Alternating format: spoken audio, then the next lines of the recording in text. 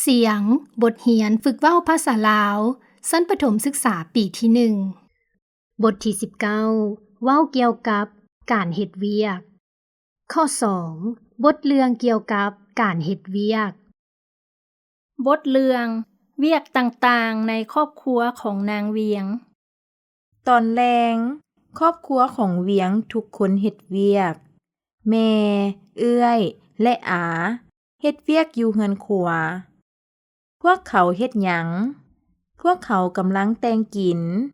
แม่ขัวไก่เอื้อยตำแจวอาเฮ็ดแกงอ้ายและพ่อเฒ่าอยู่สวนพวกเขาเฮ็ดหยังอ้ายพาฟืนและพ่อเฒ่าเก็บผักแม่ตู้อาวและเวียงอยู่สวนคือกันพวกเขาเฮ็ดหยังแม่ตู้เกลือไก่และไล่ไก่เข้าโลกอาวไล่แบเข้าคอกเวียงเอาหญ้าให้ควายกินพ่อและน้องชายอยู่ในสวนพวกเขาเฮ็ดหยังพ่อเมียนเครื่องมือน้องชายอัดประตูหลังจากกินข้าวแล้วทุกคนพากันพักผ่อน Thank you, Kun Sisuvong.